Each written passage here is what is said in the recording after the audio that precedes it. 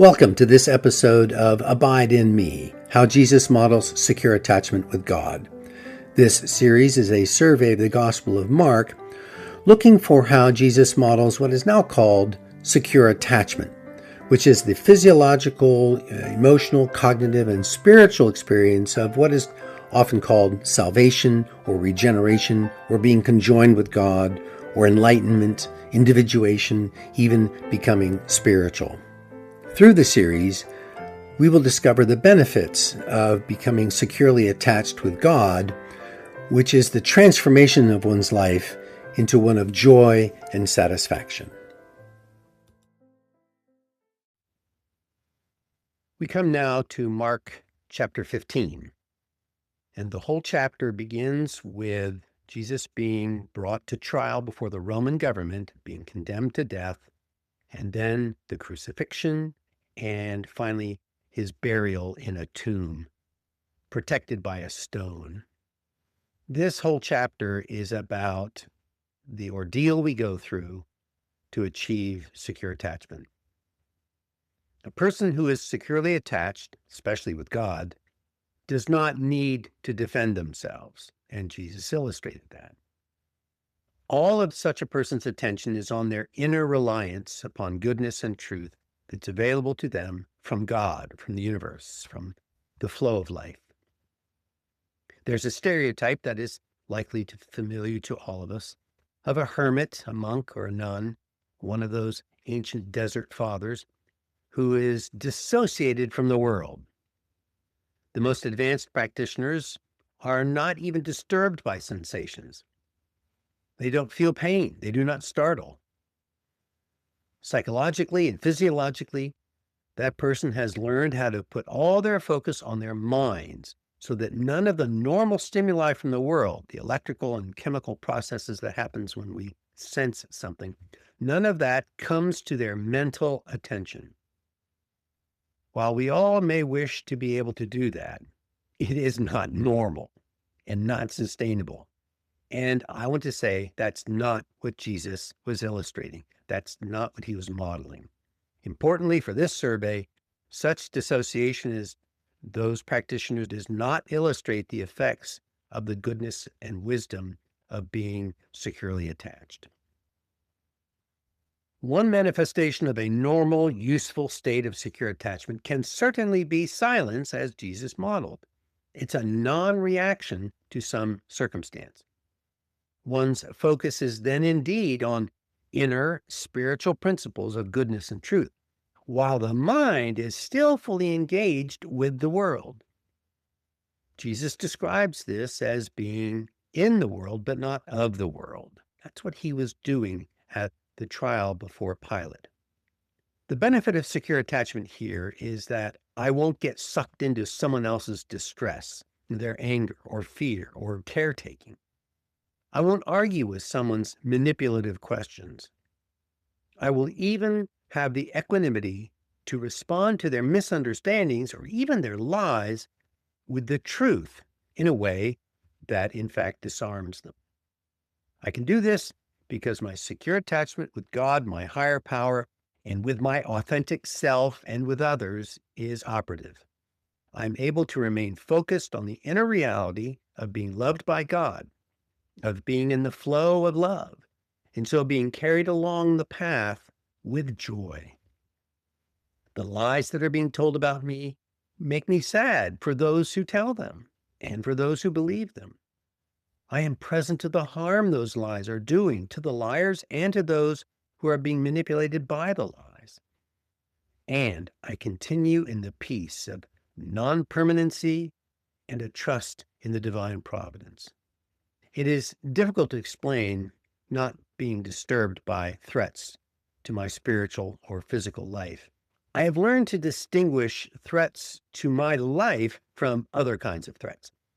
I give existential threats to my ego more weight and more attention. I want to see clearly what in me is being disturbed so that I can discover a new relationship with that part of me. I want to cultivate curiosity so that I can see other parts of me. I want to peer around the screen of my ego or that upset part. I want to be present to the grip that part of me has on my way of being and how it can be agitated and begin to lead me away from peace and security. I want to have clarity about that. I want to cultivate a practice here modeled by Jesus. Remain quiet and listen. Listen to the consistent message of love from within, while also attending to the distress of the people around me. Jesus was living in a non-dual state of mind. He did not dismiss the lies being told. He heard them and he felt their distress. And he was present to the divine love flowing into and through him, lifting him away from fight or flight and away from the fear. It must be emphasized that the path to a secure attachment to God goes through the ordeal of shifting focus from physical to spiritual parts of our being. I am thinking of the benefit I experienced going from a hot steam room to a cold pool of water. It is shocking to the system, but once it becomes a part of one's ongoing self-care, it's accepted as a beneficial ordeal. But shifting my focus from physical to spiritual requires my non-attachment to the physical results of whatever I'm doing, and instead giving great weight and attachment to the spiritual experiences I'm having. Now, I can quickly become engrossed in thoughtlessness and in superficial and only briefly satisfying behaviors and imaginings. I seek to cultivate attending to the many opportunities that arise from this alternating focus that is happening all the time. My mouth watering when I see the glazed donut in the breakfast place, the dress shirt whose color is just a slight shade different that I therefore need to own, or seeing a woman whose physical attractiveness, whether put on display or not, awakens desire. The spiritual practice of attending to the dysregulation produced by a threat and the practice of non-judgment of myself or the outer cause of my distress and the development of a capacity to stay still in the midst of the distress all combine to remove any need or desire I have to be right, to fix, or to explain. I then no longer depend on others for an experience of both self-worth and interdependence and peace and joy and satisfaction. I'm able to discern the relative values of my worldly life and my reputation and my spiritual self as a loving human being. Jesus' ordeal, the terrible experience of torture, is beyond my comprehension. I find myself refusing to compare any spiritual battle I've experienced, won or lost, with what Jesus went through. Even stopping doing actions that I had become dependent on. One example for me was smoking tobacco. I cannot believe is equivalent to what Jesus and others have experienced when being tortured. I just do not trust my imagination of being tortured.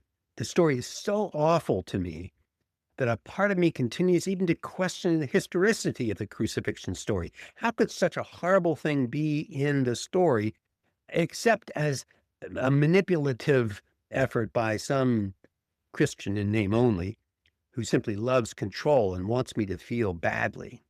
People today who fail to follow Jesus' path to secure attachment are examples of this immature, unfinished Christian.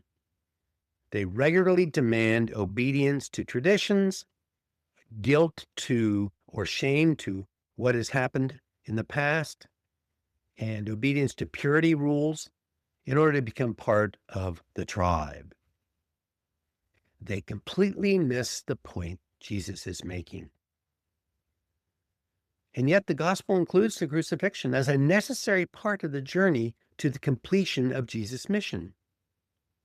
And so Swedenborg, the Buddha, and so many other ancient teachers have pointed out the body must lose power. It must die relative to the spirit if I'm to discover and live an authentic, truly human life, the kind of life that continues after the literal death of my body.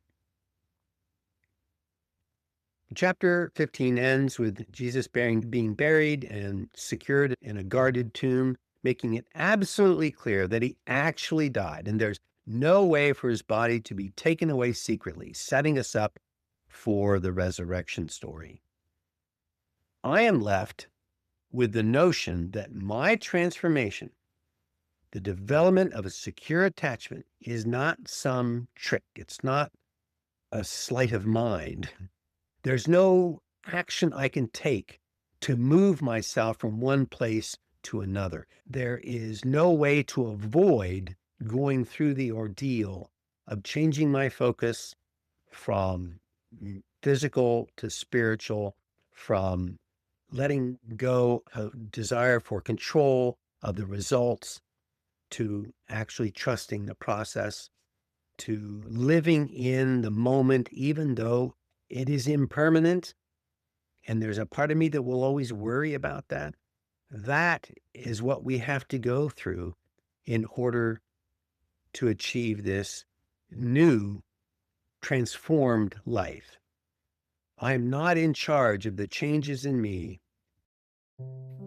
I pray this has supported your transformative life, whatever practice you have in your life. I want to thank Solomon Keel for his music, and I want to invite you to make a contribution to this work if you wish and are able through the PayPal link. And I invite you to continue to listen to the next episode. You be well.